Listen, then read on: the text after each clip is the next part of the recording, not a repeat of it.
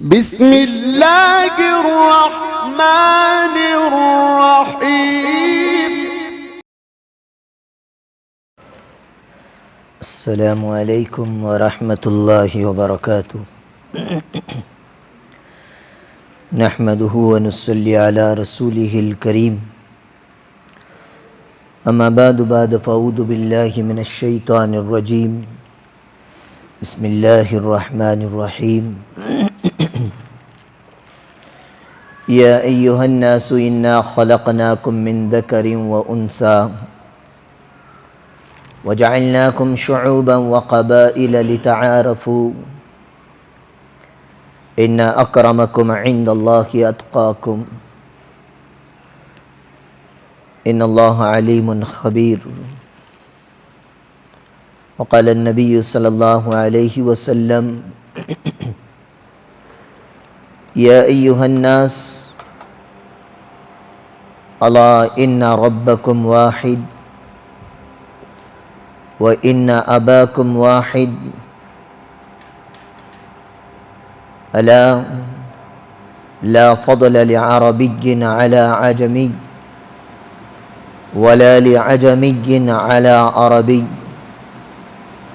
وَلَا لِأَحْمَرَ عَلَى أَسْوَدٍ وَلَا لِأَسْوَدَ عَلَى أَحْمَرٍ إِلَّا بِالتَّقْوَى۔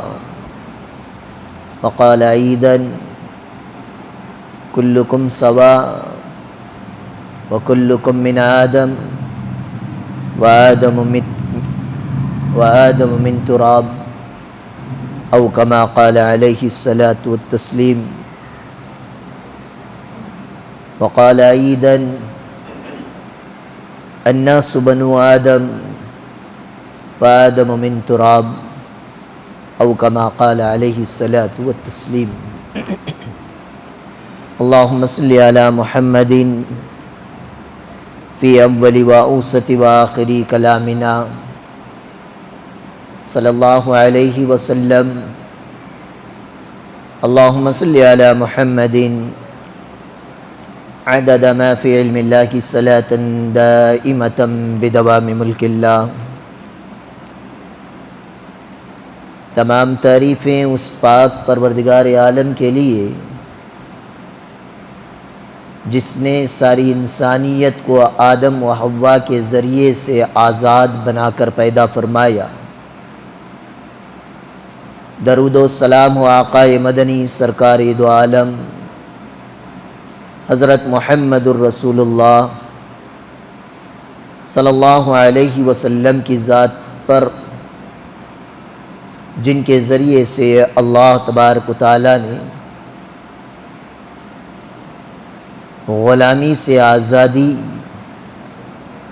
اور آزاد بندے بن کر زندگی گزارنے کا حکم ارشاد فرمایا۔ حضرات گرامی قدر و امت مسلمہ کے نوجوانوں، آج 15 اگست 2025 ہے۔ آج سے تقریباً 78 برس قبل، 70 پر 8 سال پہلے، آج ہی کی تاریخ کو اس ملک میں انگریزوں کے چنگل سے اس ملک کو آزاد کرایا گیا۔ اسی بنیاد پر آج پورے ملک بھارت کے اندر ترنگا لہرایا جاتا ہے، ترانے ہندی نیشنل اینتھم پڑھا جاتا ہے، مٹھائیاں اور شیرنی تقسیم ہوتی ہے۔ جنگ آزادی میں جن لوگوں نے اپنا خراج عقیدت پیش کیا ہے، جان مال کی قربانیوں کا نذرانہ پیش کیا ہے، انہیں یاد کیا جاتا ہے۔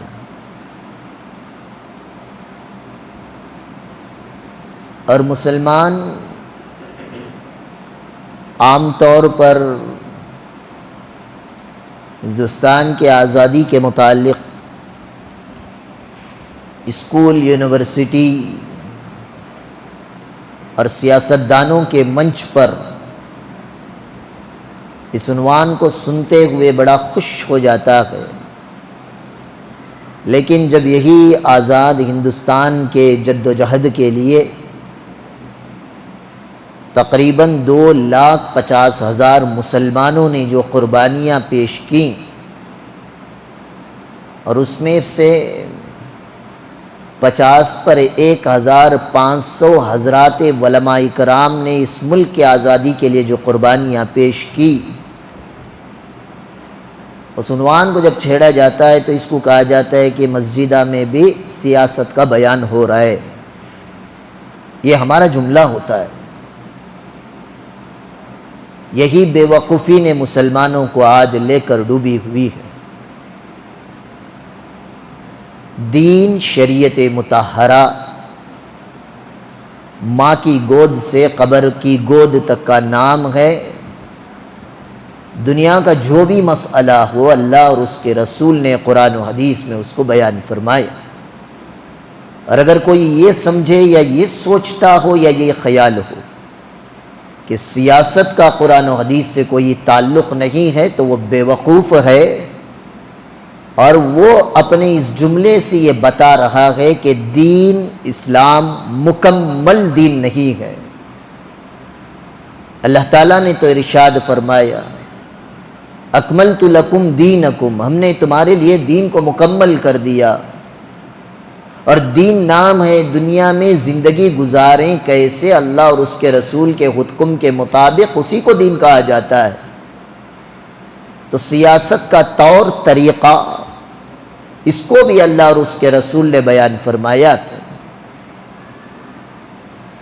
اس طرح کا ذہن بننے کی وجہ یہ ہے، آج کل جو حضرات سیاسی دنیا میں سیاستدان بن کر بیٹھے ہوئے ہیں، لیڈرز جو بیٹھے ہوئے ہیں، ان کی پرسنل اور پروفیشنل زندگی گناہوں کے دلدل میں دھسی ہوئی ہے۔ تو اس وجہ سے ہم نے سمجھ لیا کہ سیاست بری چیز ہے۔ سیاست بنفس نفیس بذات خود کوئی بری چیز نہیں ہے۔ ہاں، سیاستدان برے ہیں جس کی وجہ سے ہم سیاست کو برا سمجھنے لگے۔ اس کو مثال دوں تو یوں جلدی سمجھ میں آئے گا۔ شہر بنگلور کے اندر بہت ساری ہاسپٹلس ہیں، ہے ہی نہیں بھائی؟ سمجھ میں آ رہا ہے؟ ذرا منڈے ہالو۔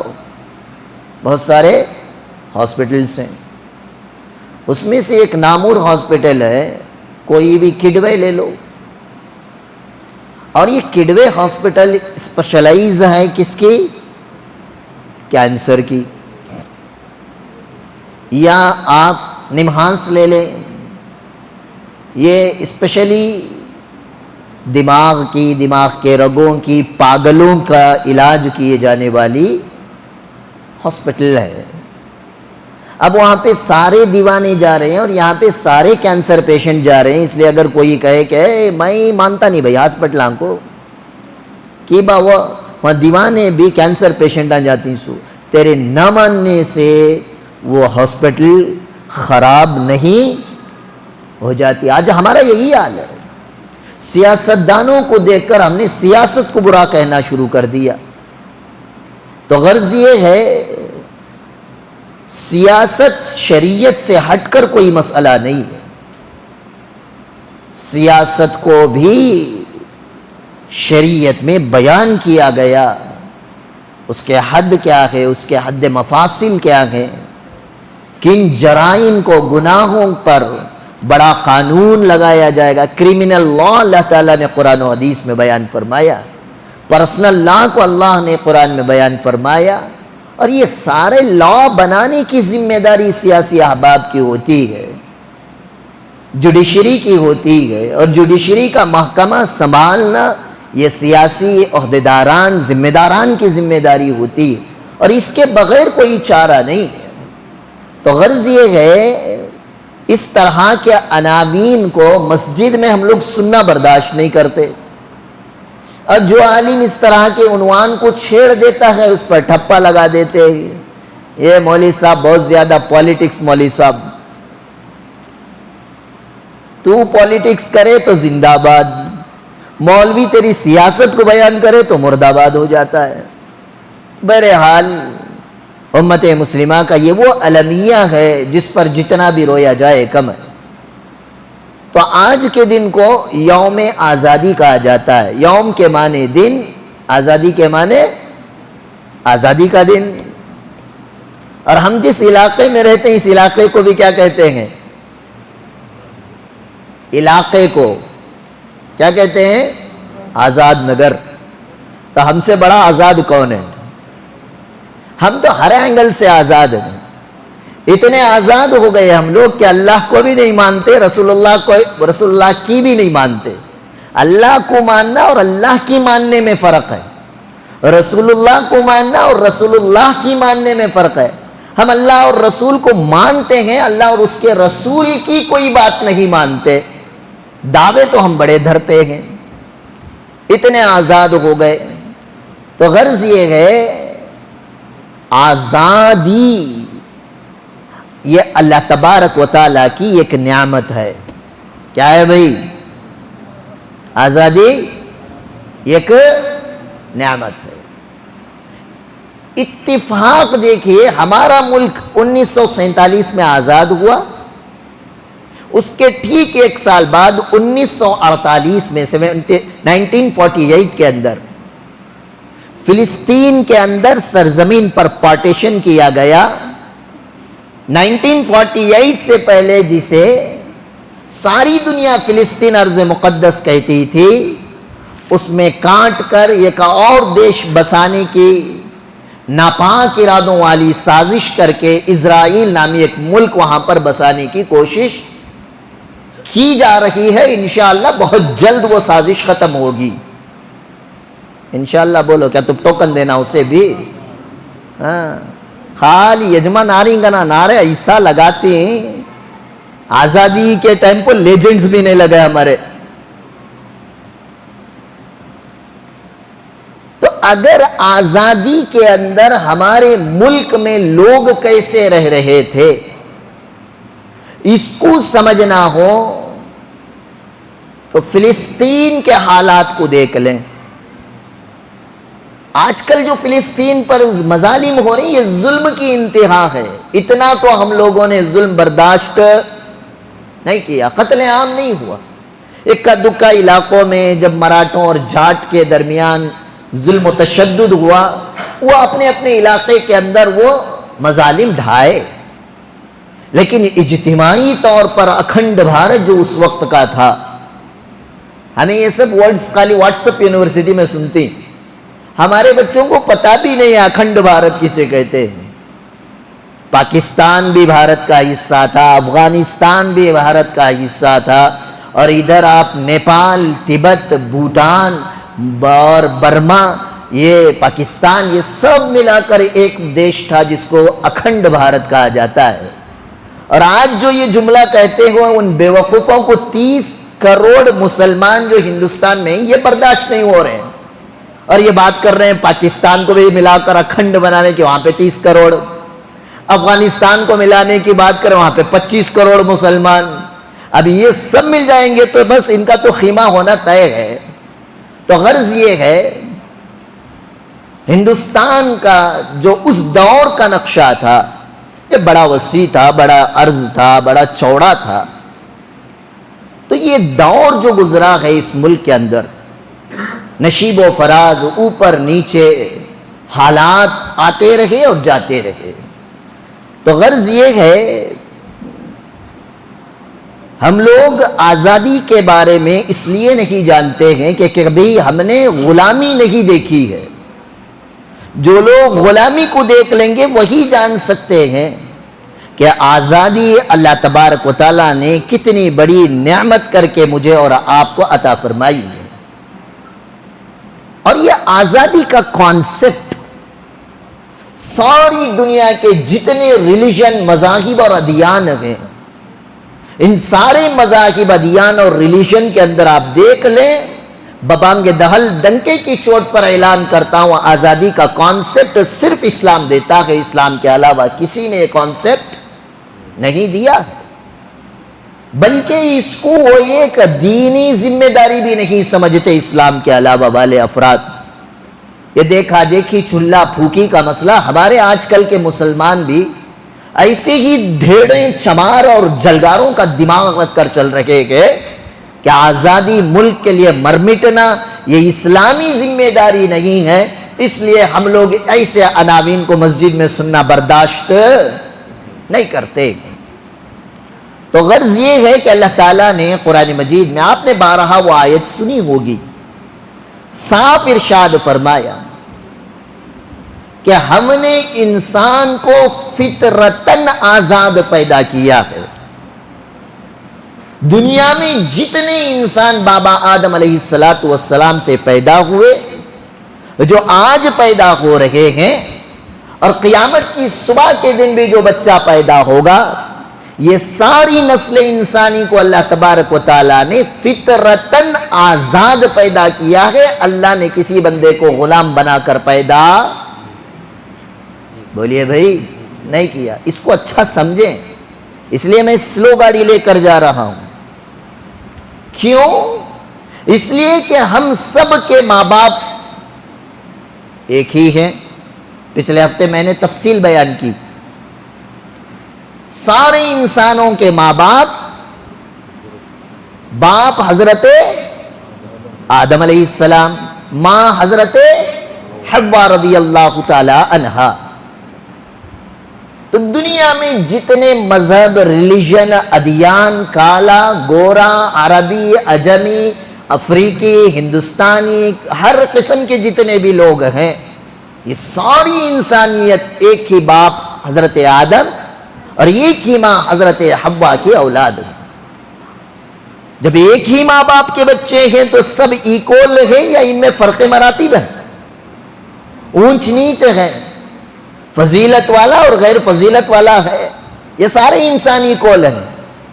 سوال کر رہا ہوں بھائی، میں سارے انسان ایکول ہیں، برابر ہیں، کوئی اچھوت یا بڑا یا چھوٹا نہیں ہے، سب برابر ہیں اور سب کے سب آزاد اللہ تعالیٰ نے پیدا فرمائے۔ لیکن زمانہ حضرت آدم علیہ السلام سے لے کر آگے جوں بڑھتا گیا، دنیا کے اندر حکومتیں آئیں، طاقتیں آئی، بادشاہتیں آئی، تو اب یہ حاکم اور حکمران احبابوں میں کچھ لوگ جابر اور ظالم قسم کے جب پیدا ہوئے تو انہوں نے جنگیں لڑی جب ایک دوسرے پر۔ جو جنگ میں ہار گیا اس کی جو فوج ہوتی تھی اس کو وہ قبضہ کر کے لانے کے بعد اسے اپنا غلام، مرد ہوتا تو غلام بنا لیتے، عورت ہوتا تو باندی بنا لیتے تھے۔ اور یہ سلسلہ سالہا سال، پشتہا پشت، ہزاروں سال سے زیادہ چلتا رہا۔ پھر اس میں ترقی ہوئی، جس طرح آج ہم دیکھتے ہیں چامراج پیٹ کے اندر بکروں کا بازار لگتا ہے، لگتا ہے نہیں بھائی؟ گاؤں کھیت کھلیان میں گایوں کا بازار لگتا ہے، بھینسوں کا بازار لگتا ہے۔ ایسے ہی ان ظالم اور جابر حکمرانوں نے غلاموں کی خرید اور فروخت کے بازار لگائے، یعنی جس کو گھر میں کام کرنے کے لیے، کھیتی باڑی میں کام کسان کا کرنے کے لیے، پانی کے لیے یہ سسٹم نہیں تھا، بورویل سسٹم، نل کا سسٹم نہیں تھا، میلوں جا کر چل کر کنویں اور ندی نالوں سے پانی لانا پڑتا تھا۔ اس کام کے لیے کسی کو خادم، کسی کو کام کرنے والا، کسی کو کوئی غلام چاہیے، تو وہ ان بازاروں کا رخ کرتا اور بازار کے اندر انسان کو گائے، بیل، بکریاں، بھینس، جانوروں کی طرح بیچا جاتا، ان کی بولیاں لگائی جاتی، جس کے پاس جتنا مال ہوتا وہ آدمی اتنے غلام، اتنے باندھی، اتنے جانور یہ رکھتا، اور اپنے آپ کو مالدار ثابت کرنے کے لیے اس دور میں جیسے شان سے کہا جاتا تھا کہ میرے پاس 100 اونٹیں ہیں، 200 بکریاں ہیں، ایسے ہی شان سے کہا جانے لگا میرے پاس 50 غلام ہیں، میرے پاس 25 باندیاں ہیں، یہ بھی جانوروں کی کیٹیگری میں لا کر انسان کی آزادی کو ختم کر کے انسانوں کو جانور کی طرح زندگی گزارنے پر مجبور کر دیا گیا، اور یہ سلسلہ چلتا آیا زمانے جاہلیت تک چلا ہے۔ زمانی جاہلیت اس زمانے کو کہتے ہیں جو حضرت محمد الرسول اللہ صلی اللہ علیہ وسلم کو نبوت اور رسالت کا تاج اور اس کی ذمہ داریاں دے کر بھیجنے سے پہلے جو زمانہ گزرا ہے اس زمانے کو زمانے جاہلیت کہا جاتا ہے۔ تو آپ علیہ السلام کو جب اللہ تبارک و تعالی نے نبی اور رسول کی ذمہ داری دے کر بھیجا، آپ علیہ السلام صحابہ کے درمیان آئے، جہالت کی بنیاد پر جو اپنی زندگی گزارا کرتے تھے، جو اللہ کو نہیں جانتے تھے، اللہ کے احکامات کو نہیں جانتے تھے، اللہ کے انسان کو پیدا کرنے کے مقصد کو نہیں جانتے تھے، اس دور کے جو انسان جن کی زندگی جانوروں سے بدتر ہو چکی تھی، اور یہ میں تفصیل بیان کر چکا ہوں 2-4 ہفتے پہلے، ایسی قوم کے اندر حضور اکرم حضرت محمد الرسول اللہ صلی اللہ علیہ وسلم نے لوگوں سے فرمایا، آزادی کی تعلیمات دی کہ ایک انسان کو اللہ تبارک و تعالی نے فطرتاً آزاد بنا کر پیدا کیا ہے، ہمیں کسی انسان کی آزادی کو خریدنے کی یا مالک بننے کی اللہ تبارک و تعالی اجازت نہیں دیتا ہے۔ اور اس کے تعلیمات کے ساتھ ساتھ جناب محمد الرسول اللہ صلی اللہ علیہ وسلم نے حضرات صحابہ کے درمیان فضیلتیں بیان فرما دی کہ جو آدمی 2 غلاموں کو آزاد کر دے، میں اس کے لیے یہ خوشخبری دیتا ہوں، جو یہ غلام کو خرید کر کوئی آزاد کر دے اس کے لیے فلاں بشارت دی گئی۔ تو یہ جب فضیلت آپ علیہ السلام سے حضرات صحابہ کرام رضی اللہ عنہ اجمعین نے سنا، اور اسی کے ساتھ ساتھ انسان سے کوتاہیاں، غلطیاں، اللہ کی نافرمانیاں جہاں پر ہوتی ہیں تو ان نافرمانیاں، کوتاہیاں اور غلطیوں کے نتیجے میں شریعت مطہرہ کے اندر کفارے کا حکم دیا جاتا ہے۔ یعنی آپ نے جان بوجھ کر روزہ توڑ دیا تو اب اس کا کفارہ یہ ہے کہ آپ لگاتار 2 مہینے کے 60 روزے رکھیں گے، اس کو کفارہ کہا جاتا ہے۔ ایسے ہی شریعت مطہرہ میں بعض احکامات کے بارے میں جناب محمد الرسول اللہ صلی اللہ علیہ وسلم نے لوگوں کو فرمایا، اگر تم اپنے اس غلطی اور گناہ سے اگر تم چھٹکارا چاہتے ہو فتحریر رقبہ، تو آپ غلام کو آزاد کرائیں۔ اور حتیٰ کہ اللہ تعالیٰ نے قرآن مقدس میں ارشاد فرمایا کہ جہاں پر آپ اپنے مالوں کی زکوٰۃ نکالتے ہیں، فقیر کو دیتے ہیں، مسکین کو دیتے ہیں، مؤلفۃ قلوب، وہ آدمی جو اسلام سے رغبت رکھتا ہے، اگر اس کو مال مل جائے تو وہ اسلام میں داخل ہو جائے گا، ایسے آدمی کو دے۔ وابن السبیل، مسافر کو دے، غریب کو دے۔ جہاں پر یہ 8 طرح کے اقسام اللہ تعالیٰ نے بیان فرمائے، اس میں سے فرمایا کہ آپ غلاموں کی آزادی کے لیے اپنے زکوٰۃ کی رقم کو استعمال فرمائیں۔ تو یہ ساری آیتیں اللہ کے نبی صلی اللہ علیہ وسلم کی یہ ساری فضیلتیں، انسان جو اسلام میں داخل ہو گیا اب اسے اس کا اسلام یا آیتیں اور احادیث سے مجبور کرتی ہے کہ اللہ کے نبی نے جو فضیلت بیان فرمائی، اس فضیلت کے حاصل کرنے کے لیے جو آپ علیہ السلام کے دور میں جو لوگ غلام تھے، باندیاں تھی، ان لوگوں کو اپنے مالوں کے ذریعے سے خرید کر انہیں آزادی عطا فرماتے تاکہ وہ فضیلت حضور اکرم صلی اللہ علیہ وسلم نے جو بیان فرمائی ہے مجھے بھی حاصل ہو جائے۔ بلکہ سیرت کی کتابوں میں اٹھا کر دیکھ لیں، یہ AI کا دور ہے، چیٹ GPT کا دور ہے، اتنا وقت نہیں ہے آج چیٹ GPT اور یہ AI کے اندر آپ سوال کر لیں۔ حضور اکرم صلی اللہ علیہ وسلم نے اپنی 63 سالہ زندگی، نبوت کے بعد 23 سالہ زندگی میں اللہ کے نبی صلی اللہ علیہ وسلم نے کتنے غلام اور باندیوں کو آزاد کروایا ہے۔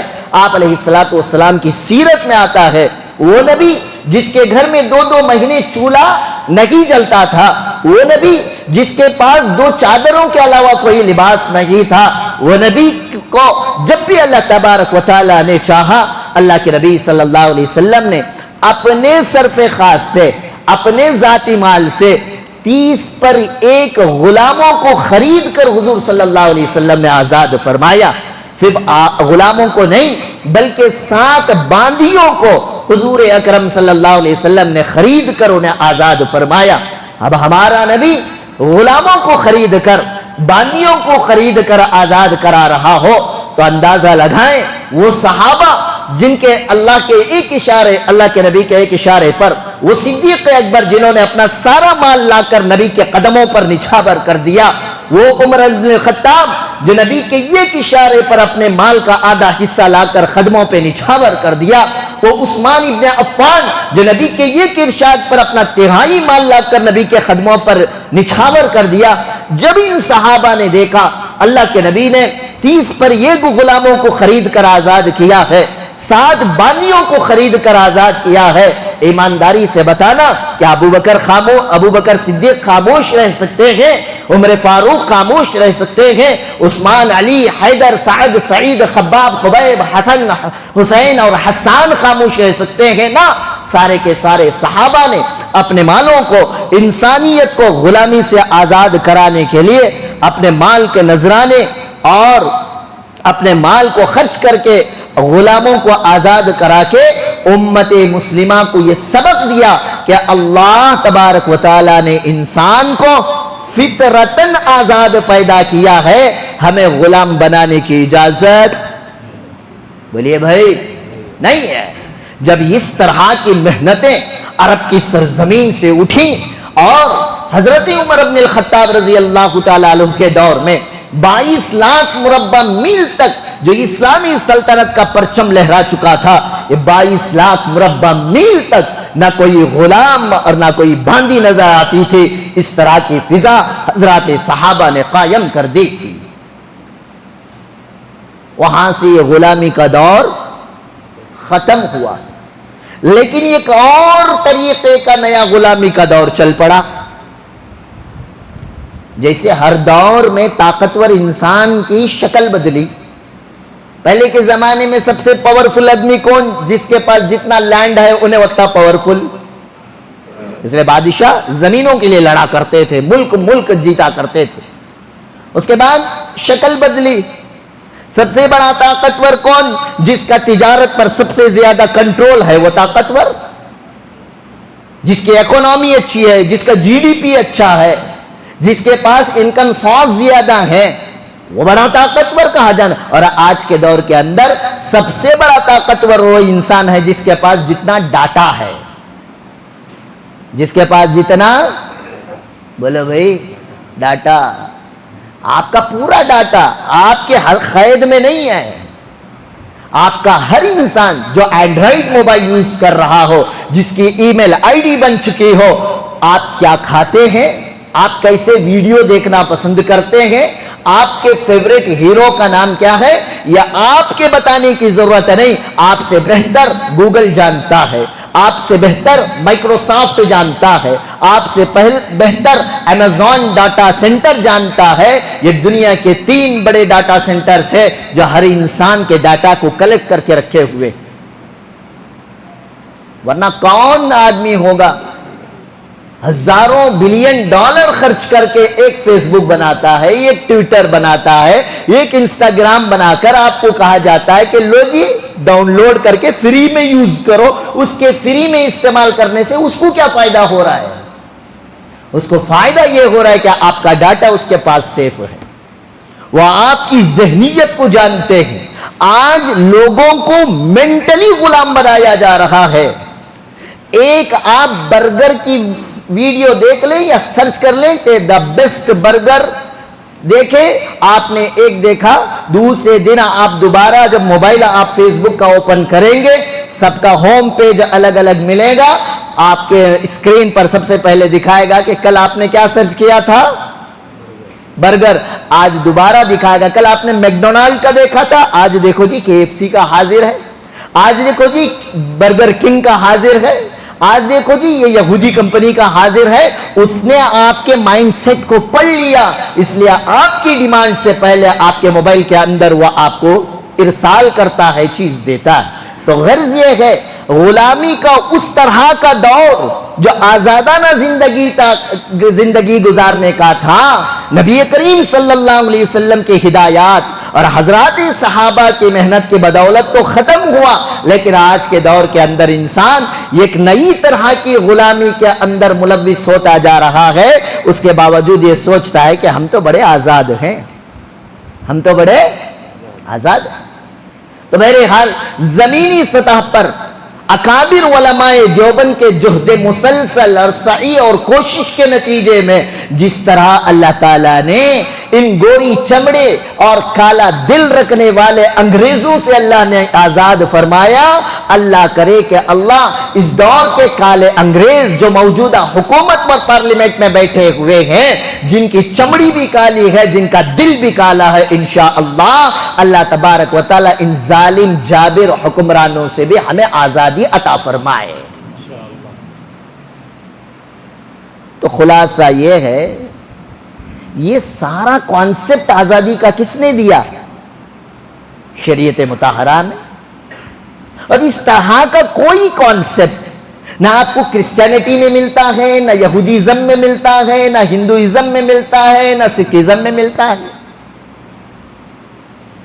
نور علی نور اللہ تبارک و تعالیٰ نے آیتیں اتار دی۔ اللہ تعالیٰ نے قرآن میں 3 طرح کے طبقے سے خطاب فرمایا ہے۔ کہیں پر فرمایا یا ایھا الذین آمنو، 80 پر 9 جگہ اللہ تعالیٰ نے قرآن میں فرمایا یا ایھا الذین آمنو، اے ایمان والو، اے مجھے اللہ ماننے والو، اے رب کی ربوبیت کا اقرار کرنے والو، میرے سامنے سجدہ کرنے والو، میری ذات پر ایمان لانے والو، میری صفات پر ایمان لانے والو، حضور اکرم حضرت محمد الرسول اللہ صلی اللہ علیہ وسلم کو نبی، رسول، ختم النبیین کا عقیدہ رکھنے والوں، ایسے لوگوں سے، آپ سے اور مجھ سے قرآن میں 80 پر 9 مرتبہ اللہ تبارک و تعالیٰ ڈائریکٹ ہمارے سے بات کر رہے ہیں۔ اسے کہتے ہیں یا ایھا الذین آمنو۔ اور کہیں کہیں آپ پڑھیں گے اللہ تبارک و تعالیٰ نے کافروں سے بھی خطاب فرمایا، قل، اے نبی صلی اللہ علیہ وسلم آپ کہہ دیجئے یا ایھا الکافرون، اے کافرون۔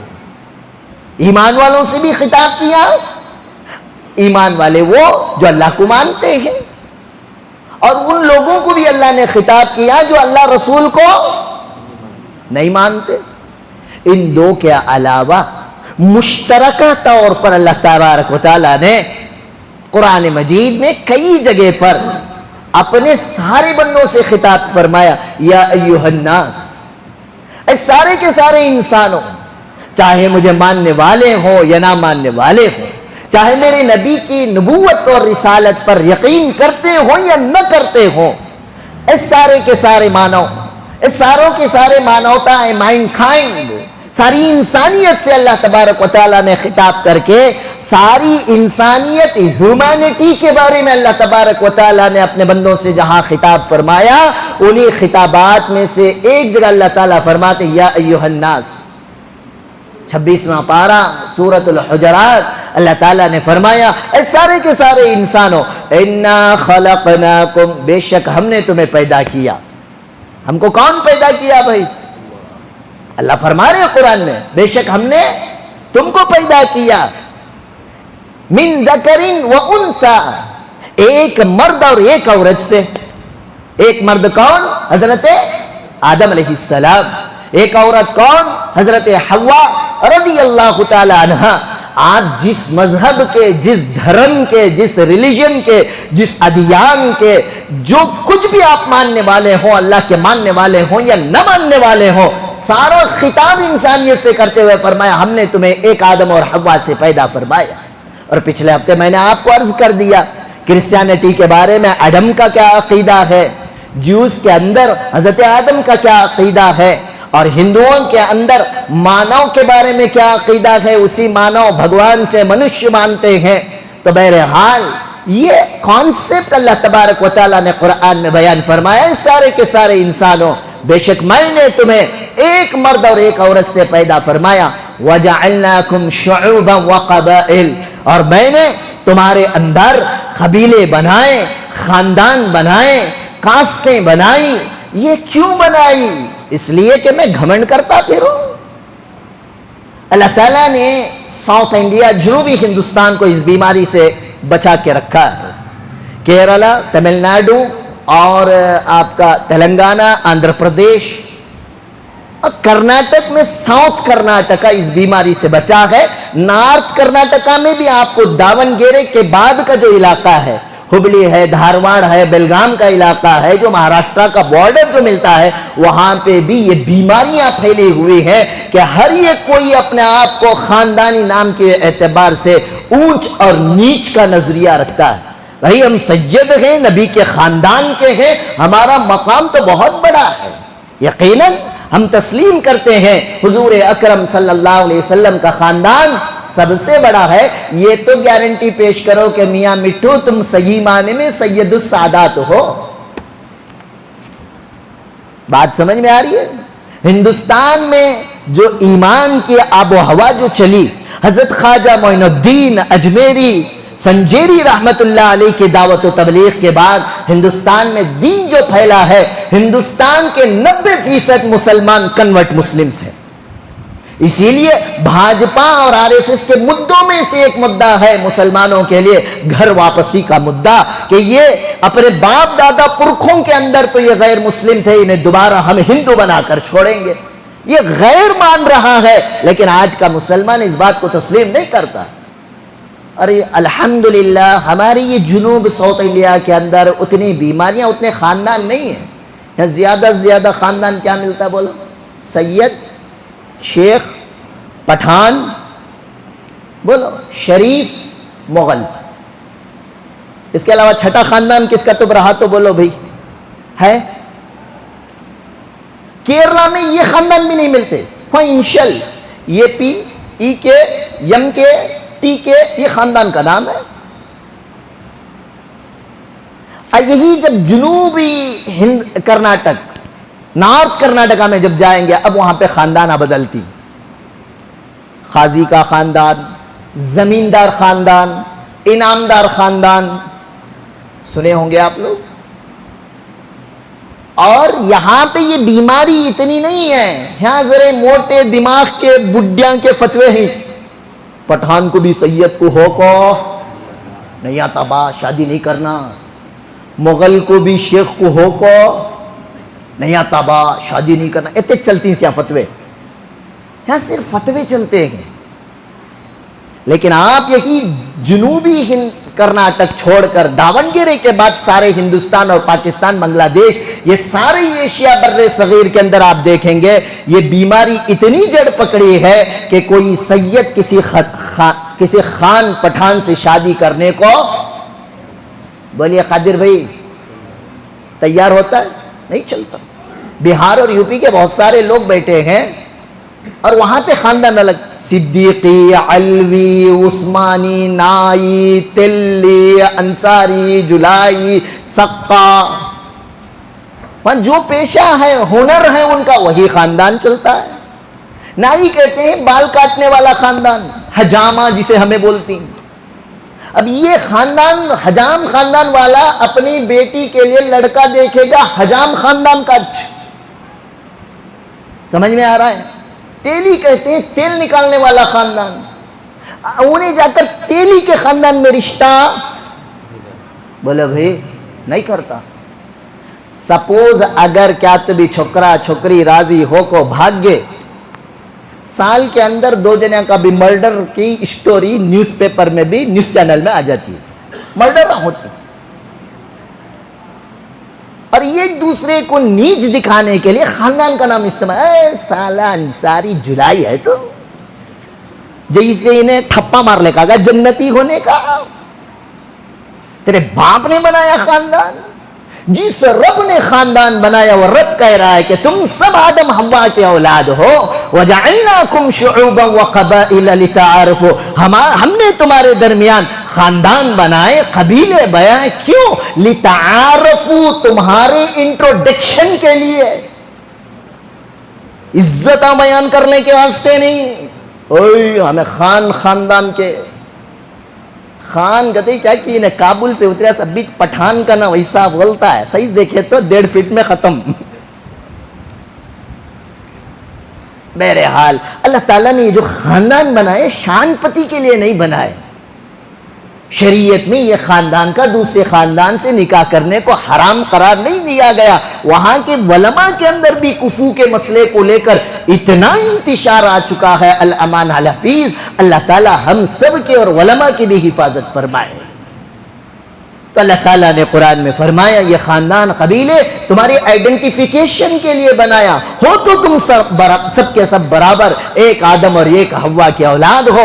رہی بات عزت مقام مرتبہ فضیلت پاور پوزیشن عہدہ منصب, اللہ نے فرمایا ان اکرمکم عند اللہ اتقاکم. جس کی زندگی میں جتنا تقوی پرہیزگاری ہوگی اللہ کی نظر میں وہ آدمی کا اتنا ہی مقام و مرتبہ ہوگا. خاندان کی بنیاد پر اگر عزت ملنی ہوتی, خدا کی قسم کھا کر مثال دے رہا ہوں, بات یاد رکھ لینا, ابو جہل تو نبی کے خاندان کا تھا.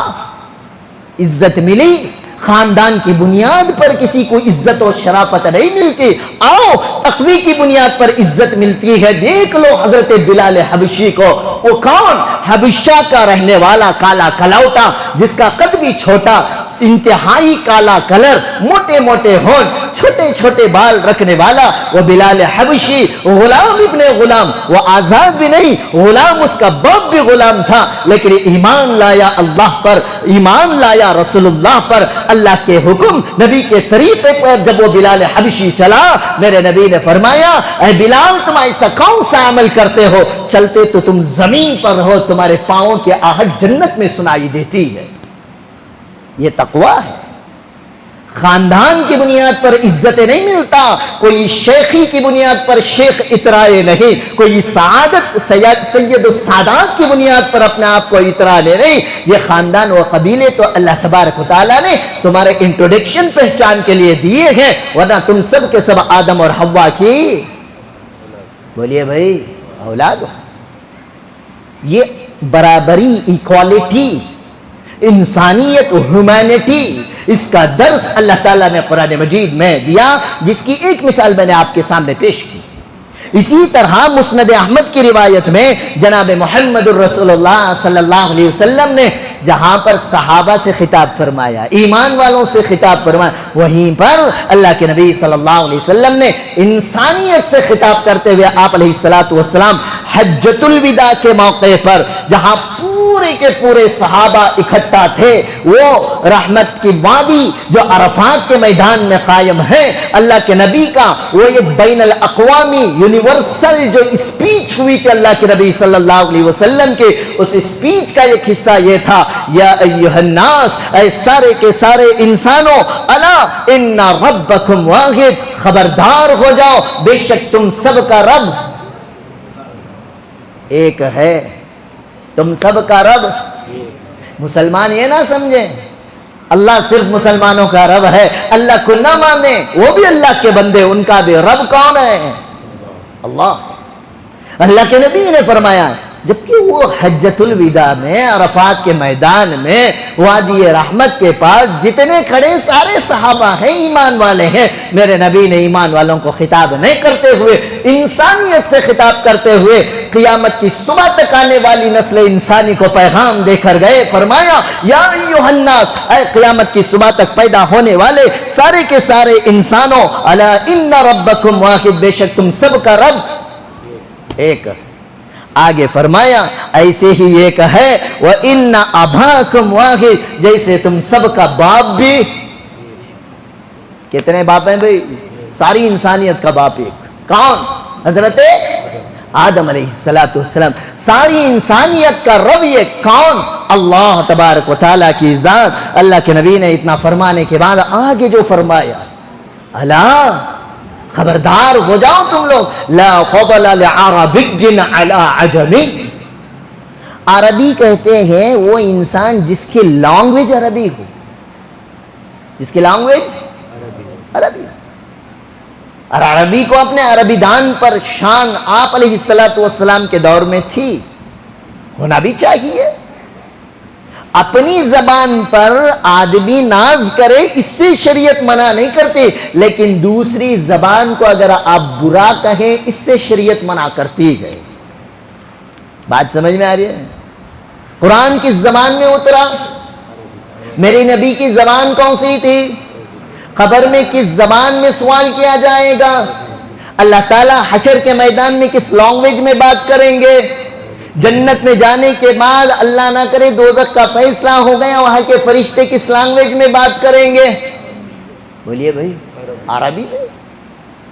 عربی کی فضیلت پر ہم کچھ نہیں کہتے، لیکن عرب صرف عرب کی اپنے عربی ہونے پر گھمنڈ نہیں کرتے تھے، بلکہ دوسری لینگویج والوں کو کہتے تھے عجمی۔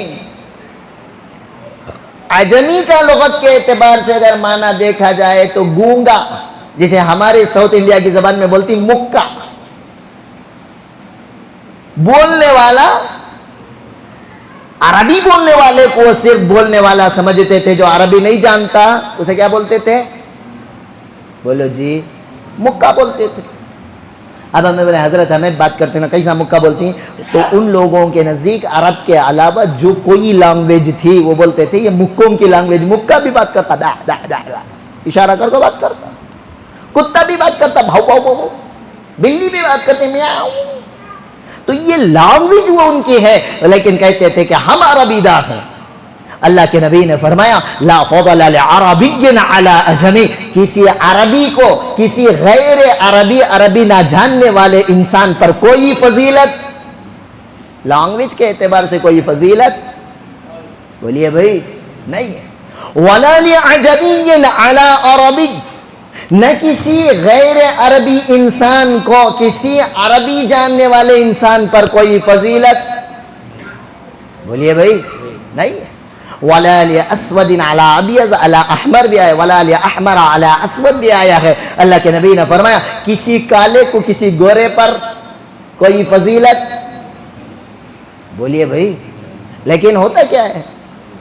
جو اپنے آپ کو سپر پاور کہتا ہے، ساری دنیا کا سب سے زیادہ سیکولر کنٹری کہنے والا U S A, United state of America, انہی کی سرزمین پر دیکھ لو، یہاں کے گورے وہاں کے کالوں کو کہتے ہیں بلیک ڈاگس، کالے کتے۔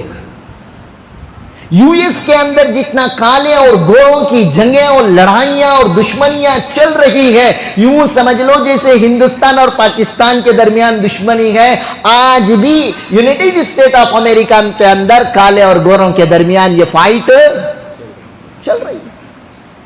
اللہ کے نبی نے اسی دور میں فرما دیا کسی کالے کو کسی گورے پر کوئی فضیلت، کسی گورے کو کسی کالے پر کوئی فضیلت نہیں ہے۔ لیکن ہمیں بیٹھی بچہ کالا کلوٹا رہا تو بھی اسے جورو کیسی ڈھونڈنا، گوری بگولے کے سکی رہنا کرتے، کیا نہیں تو بھی چلتا حضرت، کلر یہ کچھا رہنا۔ یہ سارا جو کلر کا جو کانسیپٹ چل رہا ہے نا، یہ سارے کا سارا میک اپ انڈسٹری کا دیا ہوا ہے، کاسمیٹک انڈسٹری کا دیا ہوا ہے۔ فیئر اینڈ لولی لگاؤ، 7 دن میں گورے ہو جاؤ۔ اب ہر ایک کو خواہش آگی گورا ہونا، میں بھی۔ اللہ مان الحفیظ، دین میں، شریعت میں، اللہ اور اس کے رسول کی نظر میں نہ عربی کو عجمی پر، نہ عجمی کو عربی پر، نہ کالے کو گورے پر، نہ گورے کو کالے پر کوئی فضیلت، بولیے بھائی، نہیں ہے۔ آگے اللہ کے نبی حضرت محمد رسول اللہ صلی اللہ علیہ وسلم نے فرمایا فضیلت دیکھنا ہے الا بالتقوی، یہ فضیلت ملے گی تقوی کی بنیاد پر، پرہیزگاری کی بنیاد پر۔ اور ایک حدیث میں فرمایا اللہ کے نبی نے کلکم سوا، تم سارے کے سارے برابر ہو، کیوں؟ تم سب آدم و حوا کی اولاد ہو۔ وکلکم من آدم، کیوں؟ اس لیے کہ تم آدم کے اولاد ہو، آدم من تراب، اور اللہ تعالیٰ نے آدم علیہ السلام کو مٹی سے پیدا کیا گیا، تم سارے کے سارے مٹی کی مخلوق ہو، تم سب کے سب، بولیے بھائی، برابر ہو۔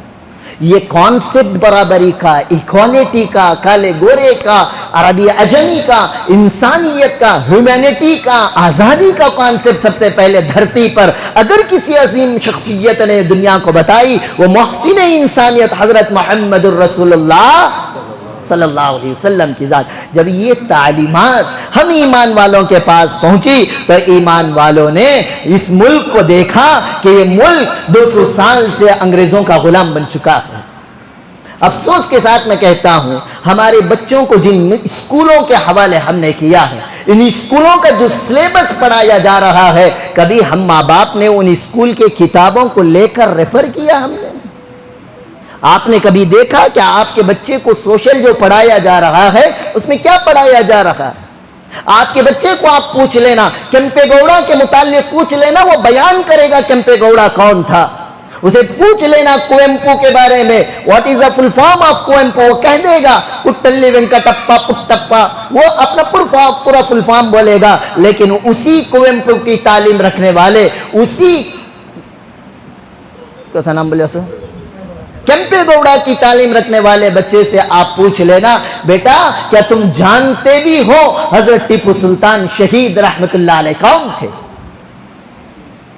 ہمارے دور میں تو حضرت ٹیپو سلطان کا لیسن تھا، پڑھایا جاتا تھا، لیکن یڈیورپا کی حکومت جب اس ریاست کے اندر آئی، یہ باقاعدہ اس وقت کا منسٹر شرینواس نے یہ مہم چلائی تھی کہ پورے اسکول کے سلیبس کے اندر سے مسلمانوں، بادشاہوں، راجپوتوں، یہ جتنے بادشاہ کہے ہوئے ہیں، مغل امپائر کی جتنے 800 سالہ حکومت چلی ہے، ٹیپو سلطان کے جو کارنامے ہیں، عادل شاہی دربار بیجاپور کے جو علاقے کا داستان ہے، گولگنٹا کی ریاست، مسلمانوں کی جو ریاست کے واقعات اور ہسٹری تھی، ان سب کو ختم کر دیا گیا۔ ان کی شطرنج شاطرانہ چالی اس حد تک چلی، آپ نے کبھی غور نہیں کیا ہوگا، بنگلور سے میسور کو روزانہ دوپہر میں 1:30 بجے ایک ٹرین جایا کرتی تھی، اس ٹرین کا نام تھا ٹیپو ایکسپریس۔ آج اس ٹرین کا نام کیا ہے ہمیں معلوم ہی نہیں۔ KRW ایکسپریس ڈال کر دیتا ہے، ہم لے کر چلے جاتے ہیں، حضرت ہم نے کیا ضرورت ہے؟ ٹیپو ایکسپریس کا نام نکال کر اس ٹرین کو نام دیا گیا کرشنا راج وڈیار ایکسپریس۔ اس کرشنا راج وڈیار نے اس ملک کے لیے، اس ریاست کرناٹک کے لیے کیا کارنامہ انجام دیا؟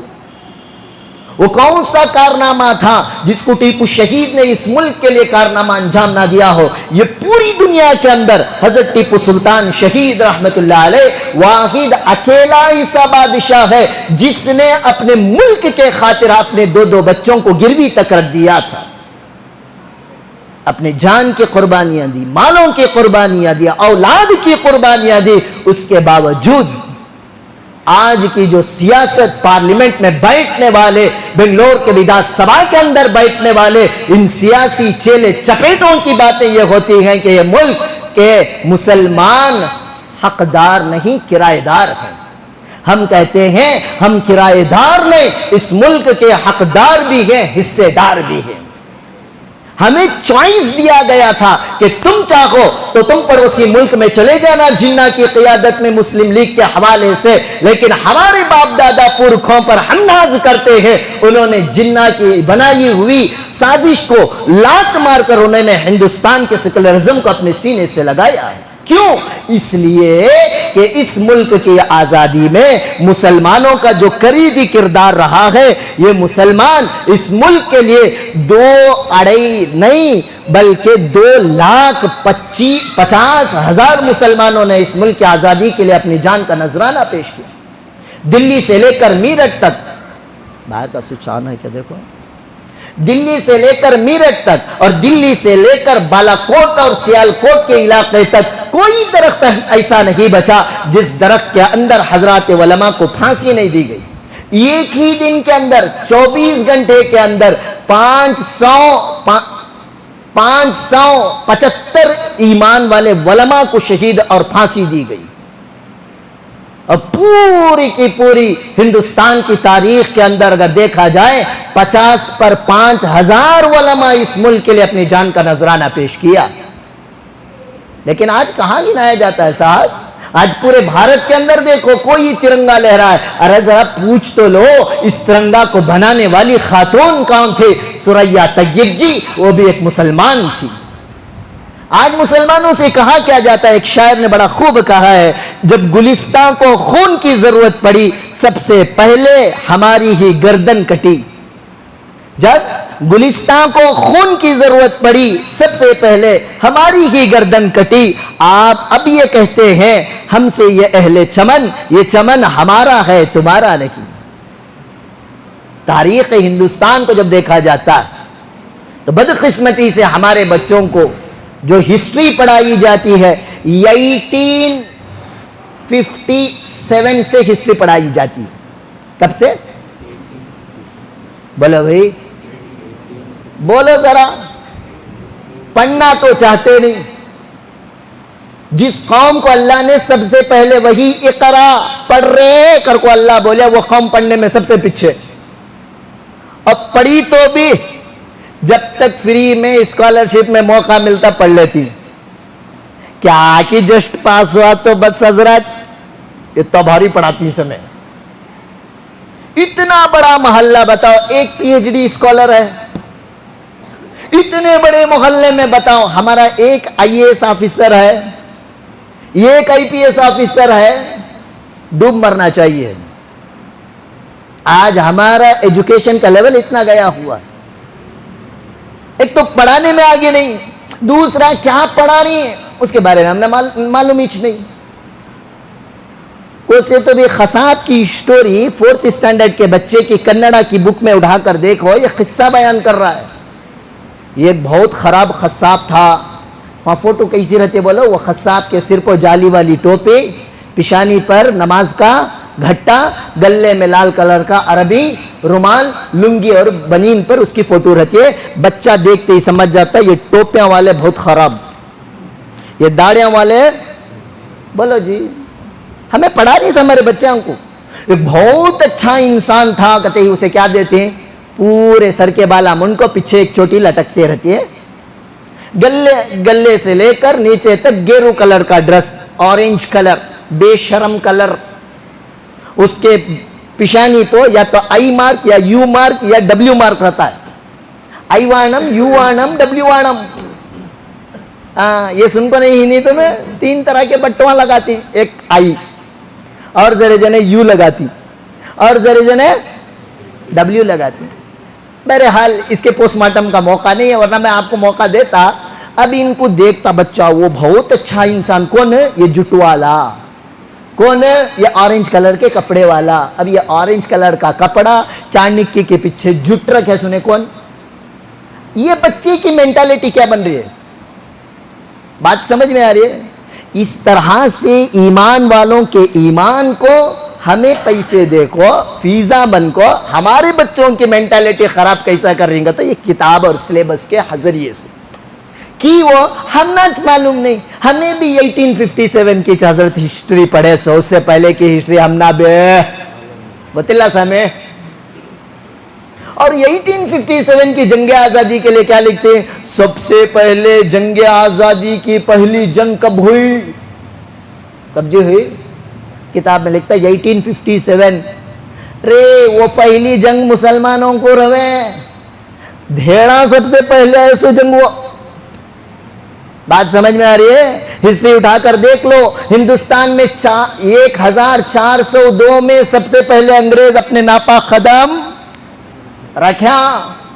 1450 میں کیلیکٹ کے اندر 3000 پاؤنڈ دے کر جگہ کرائے پر لیا.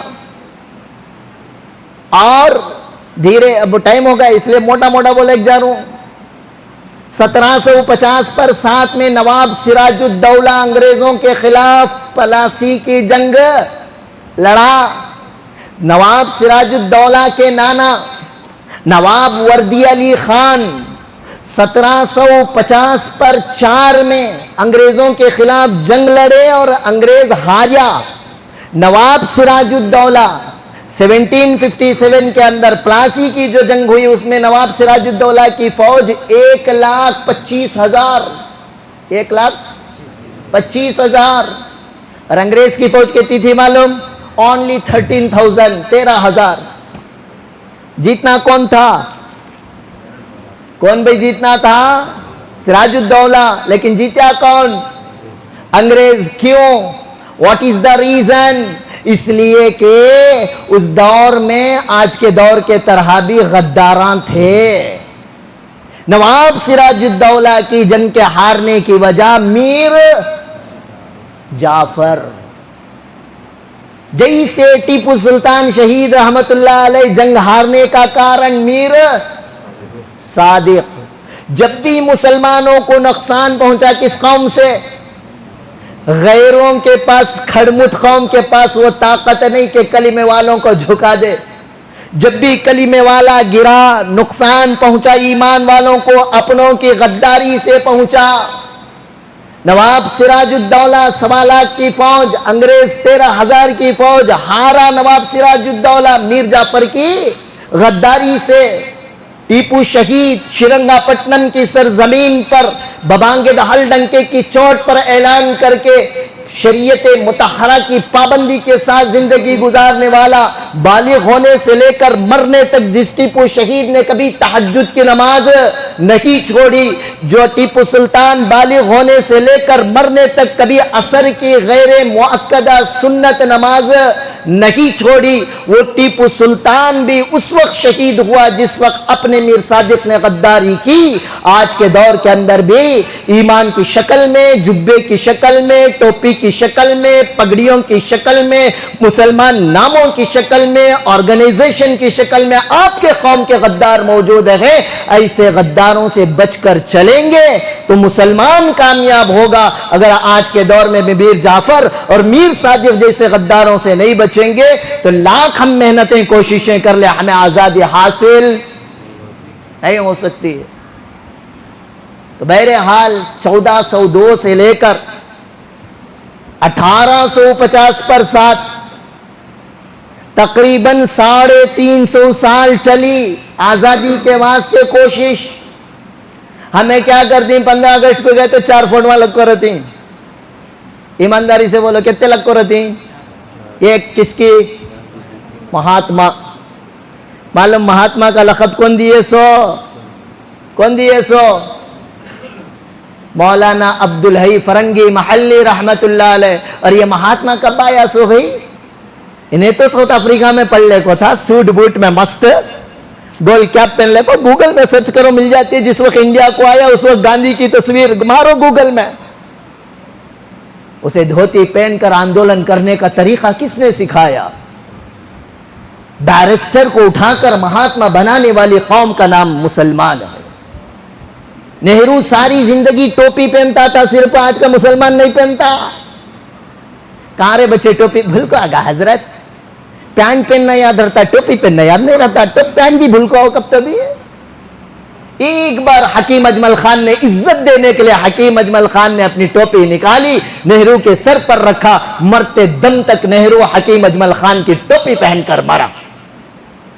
وہی نہرو کی جب فوٹو دیکھیں گے شیروانی کے اوپر آپ کو ایک لگا ہوا ملے گا، کیا؟ گلاب کا پھول. کون آئی لو یو بول کو دیسو؟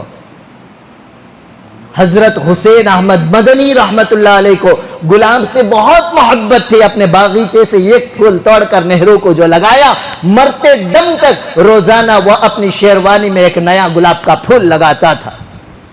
نہرو کو نہرو بنانے والی قوم مسلم ہے. موہن داس کرم چند کو مہاتما بنانے والی قوم مسلمان ہے. اس دور میں بھی مسلمان ملک کے لیے کٹا اور مرا. آج کے دور میں بھی مسلمان ملک کے لیے کٹ رہا ہے اور مر رہا ہے. حالیہ اگر ہندوستان کی ٹیسٹ میچ کے جیتنے کا اگر کسی کے سر پر تاج رکھا جاتا ہے تو وہ بھی محمد سراج کے نام پر رکھا جاتا ہے. آج کے دور میں بھی اگر ملک کو سب سے زیادہ اگر کوئی چیریٹی کرنے والی عظیم شخصیت ملتی ہے تو وہ کوئی اور نہیں جسے دنیا کے لوگ عظیم پریم جی کے نام سے، ایک مسلمان کے نام سے جانتے ہیں. آج بھی میڈیشن کی دنیا کے اندر جس کا طوطا بولا جاتا ہے وہ سپلا کمپنی اگر کسی کی ہے تو وہ مسلمان یوسف ہمدانی کی کمپنی ہے. غرض یہ ہے مسلمان آج بھی کمزور نہیں ہے. ہماری کمزوری کا وجہ یہ ہے جب مالٹا کی جیل سے شیخ الہند اور حسین احمد مدنی رحمت اللہ علیہ جب ممبئی کے پورٹ پر آئے، جیل کے مالٹا کے کالے پانی کی سزا کاٹ کر، تو ان کے استقبال کے لیے یہی مہاتما بھی پہنچا تھا، وہی پنڈت جواہر لال نہرو بھی پہنچا تھا. تب حضرت شیخ الہند رحمت اللہ علیہ سے پوچھا گیا، اے شیخ الہند ہندوستان کے مسلمانوں کے لیے کوئی پیغام دو. تو حضرت شیخ الہند رحمت اللہ علیہ نے 2 پیغام دیے تھے. وہ 2 پیغام دے کر آج 70 پر 8 سال گزر گئے ہیں، لیکن مسلمان آج تک ان دو چیزوں، دو میسج، دو پیغاموں پر مسلمان نے عمل نہیں کیا۔ اگر کر لیں گے خدا کی قسم یہ ساری کی ساری دنیا کے اندر مسلمانوں کا طوطا بولے گا۔ وہ کیا پیغام تھے؟ حضرت حسین احمد مدنی اور حضرت شیخ الہند رحمت اللہ علیہ نے امت کو پیغام دیا، جب تک اس قوم کے اندر دو چیزیں نہیں آ جاتی یہ قوم کامیاب نہیں ہو سکتی۔ پوچھا کون سے؟ فرمایا ایک، قرآن سے اپنا تعلق مضبوط کرو۔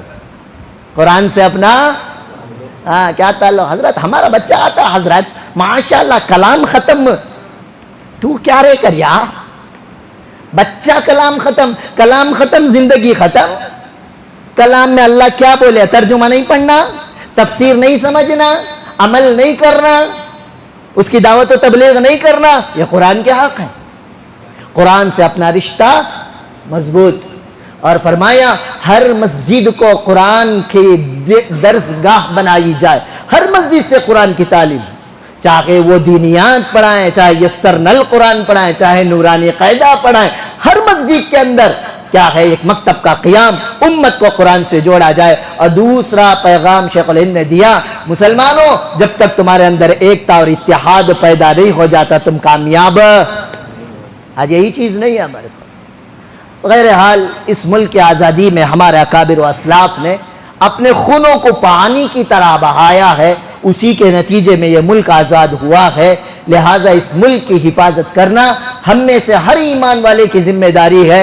صرف مسجد کا امام جا کو جھنڈا چڑھانا یہ امام کی ذمہ داری نہیں ہے۔ آج جھنڈا چڑھا، خشک ہے، ترنگا لگائے، لمحہ پھرے، ختم نہیں۔ اس ملک پر جب بھی برے حالات آئیں گے، کانسٹیٹیوشن کو بدلنے کی بات یہ سیار کے ذریعے سے بہار میں کیا جا رہا ہے، C A A, N P R, N R C کو یہ چور دروازے سے لانا چاہ رہے ہیں، انشاءاللہ اس سیار کو ختم ہم ہی کریں گے۔ طلاق کا مسئلہ آیا ہم خاموش رہے، بابری مسجد کا مسئلہ آیا ہم خاموش رہے، وقف کو یہ پاس کر چکے ہیں، لیکن مرتے دم تک سپریم کورٹ کے اندر ہم وقف کے خلاف، ان دشمنوں کے خلاف اپنے آواز بلند کرتے رہیں گے جب تک جان میں جان ہے، سانسیں باقی ہے۔ اس ملک کی حفاظت کے لیے اپنے تن من دھن کی قربانی دیں گے۔ اللہ تبارک و تعالیٰ سے دعا، اللہ تعالیٰ مجھے اور آپ کو کہنے سننے سے زیادہ عمل کی توفیق عطا فرمائے۔ وآخر دعوانا الحمدللہ رب العالمین۔